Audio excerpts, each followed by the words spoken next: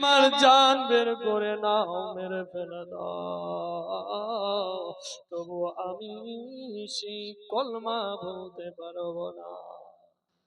আল্লাহ আল্লাহ, ওমর ফারুক যেন বোনের উপরে আঘাত করতে লাগে, টর্চারের পর টর্চার করে কত রকমের মারধর করতে লাগলেন।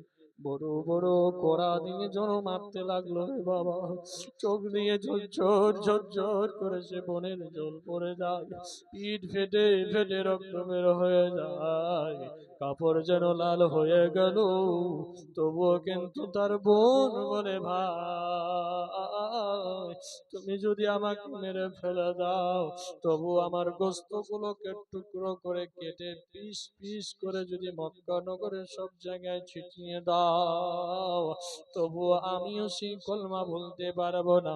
সেই প্রত্যেক গোশতর টুকরো থেকে শুধু একটাই আওয়াজ বের হবে, আশহাদু আল্লা ইলাহা ইল্লাল্লাহ ওয়া আশহাদু আন্না মুহাম্মাদান আবদুহু ওয়া রাসূলুহু। ভাই বলে, জীবনে এরকম আঘাত করে নিরে বোন, তোকে জীবনে মারে নিরে বোন, আর তুমি কার জন্য এত আঘাত সহ্য করো? আমার নবী এদিকে দোয়া তুলে আল্লাহর কাছে দোয়া করেন, রব্বুল আলামিন, ও আল্লাহ, ইসলাম দিনের প্রচার করার জন্য আল্লাহ হয়তো আবু জেহেল নালে ওমর ফারুক দুইজনের মধ্যে একজনকে তুমি মুসলমান বানিয়ে দাও। আল্লাহ আল্লাহ, আমার নবী, দয়ার নবী, মায়ার নবী গো,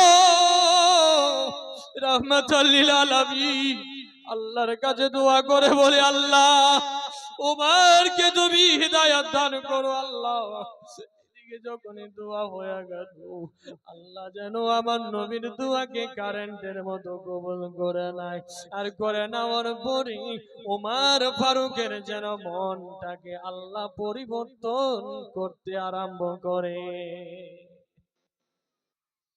পরিবর্তন করতে আরম্ভ করে।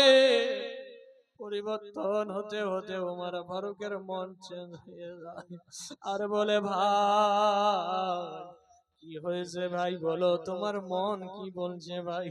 বলে, বোন রে, আমার মনটা শুধু এখন একটাই কথা বলে দেব, যেই নবীর তুমি কলমা পড়ে চলে বোন, সেই নবীর কলমাটা আমি ওমর পড়তে চাই রে বোন, আর সেই নবীর চেহারা